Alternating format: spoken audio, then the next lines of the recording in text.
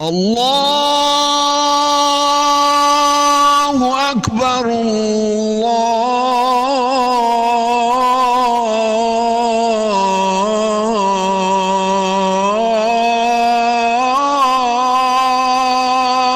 اکبر۔ اے ایمان والو، جب جمعے کے دن نماز کے لیے پکارا جائے تو اللہ کے ذکر کی طرف لپکو اور خرید و فروخت چھوڑ دو، یہ تمہارے لیے بہتر ہے اگر تم سمجھو۔ آج کا خطبہ۔ عنوان: دلوں میں جوڑ پیدا کرنے کے لیے 7 سنہرے اصول۔ تحریر: فضیلت الشیخ حضرت مولانا پروفیسر محمد یوسف خان صاحب حافظہ اللہ تعالی۔ الحمدللہ، ہر طرح کی حمد و ثنا اللہ ہی کے لیے ہے جو بڑا مہربان اور نعمتیں دینے والا ہے، بلندی اور کرم نوازی فرمانے والا ہے۔ میں اس پاک ہستی کی حمد و ثنا بیان کرتا ہوں کہ اسی نے ہمیں جلیل القدر نوازشوں اور عظیم مہربانیوں سے مالا مال فرمایا ہے۔ بعد ازاں حضرت ابو ہریرہ رضی اللہ تعالیٰ عنہ سے روایت ہے کہ رسول اللہ صلی اللہ علیہ وسلم نے فرمایا، تم اپنے آپ کو بدگمانی سے بچاؤ، کیونکہ بدگمانی سب سے زیادہ جھوٹی بات ہے، اور نہ کسی کا راز جاننے کی کوشش کرو، اور نہ کسی کی ٹو میں رہو، اور نہ قیمت بڑھانے کے لیے بولی دو، اور نہ آپس میں حسد کرو، اور نہ ایک دوسرے سے بغض رکھو، اور نہ ایک دوسرے سے قطع تعلقی کرو، اور تم بھائی بھائی بن کر اللہ کے بندے بن جاؤ۔ میرے مسلمان بھائیوں، اس ارشاد نبوی صلی اللہ علیہ وسلم میں ایسی 7 باتوں سے منع کیا گیا ہے جن سے معاشرتی زندگی میں خرابی اور بے سکونی پیدا ہو جاتی ہے، اور دلوں میں جوڑ کے بجائے توڑ پیدا ہوتا ہے۔ اور اگر ان 7 برائیوں سے بچا جائے تو یقیناً ہماری معاشرتی زندگی محبت اور اخوت کا نمونہ بن جائے، اور آپس کا قلبی تعلق خوب مضبوط ہو جائے۔ ان میں سے پہلی بات جس سے رسول اکرم صلی اللہ علیہ وسلم نے منع فرمایا وہ یہ ہے کہ تم اپنے آپ کو بدگمانی سے بچاؤ، کیونکہ یہ سب سے زیادہ جھوٹی بات ہے۔ ایسا شخص جو دوسروں کے متعلق برے خیالات کو ذہن میں جمائے رکھتا ہے، وہ زندگی میں کبھی ذہنی سکون نہیں پا سکتا، بلکہ اسی سے باہمی نفرت اور دلوں کی دوری پیدا ہوتی ہے، اور وہ شخص خود اپنی ذاتی زندگی تعمیری انداز میں نہیں گزار پاتا۔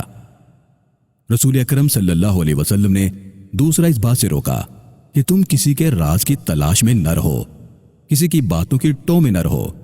معاشرے میں بعض لوگوں کی یہ عادت بن جاتی ہے کہ وہ دوسروں کے عیبوں کی تلاش میں رہتے ہیں، نتیجتاً انہیں اپنے عیب نظر نہیں آتے اور وہ اپنی اصلاح نہیں کر پاتے۔ خود تو برے ہوئے لیکن دوسروں کے عیبوں پر نظر رکھنے کی وجہ سے خود بھی دوسروں کی نگاہوں میں گر گئے۔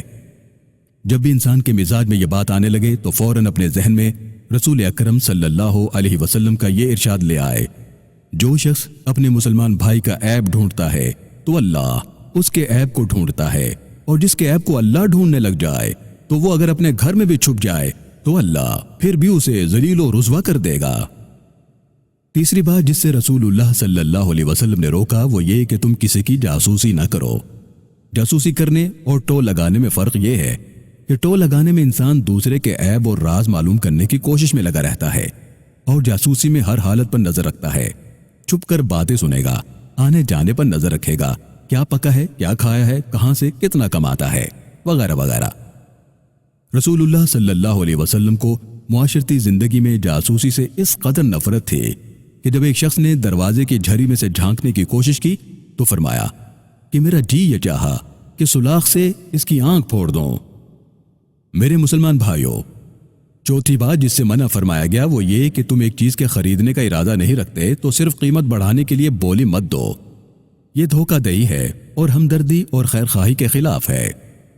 اور پانچواں حسد سے منع فرمایا ہے کہ کسی کے پاس نعمتیں دیکھ کر اس کے فضل و کمال اور اس کی اچھی حالت کو دیکھ کر دل میں جلنا اور کڑنا اور یہ چاہنا کہ اس سے یہ نعمت چھن جائے، یہ حسد کہلاتا ہے۔ یہ ایک ایسا اخلاقی مرض ہے جس کی وجہ سے انسان کی ذہنی اور جسمانی صلاحیتیں مفلوج ہو کر رہ جاتی ہیں۔ رسول اکرم صلی اللہ علیہ وسلم نے تو یہاں تک فرمایا کہ تم حسد سے بچو، کیونکہ یہ نیکیوں کو اس طرح کھا جاتا ہے جیسے خشک لکڑی کو آگ کھا جاتی ہے۔ میرے بھائیوں، چھٹی بات جس سے منع فرمایا گیا وہ بغض اور کینہ ہے۔ کسی کے خلاف نفرت اور دشمنی کو ذہن میں زیادہ دیر جگہ دینے کو بغض اور کینہ کہتے ہیں۔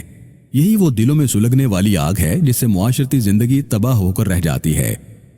کسی کے خلاف نفرت اور دشمنی کو ذہن میں زیادہ دیر تک جگہ دینے کو بغض اور کینہ کہتے ہیں۔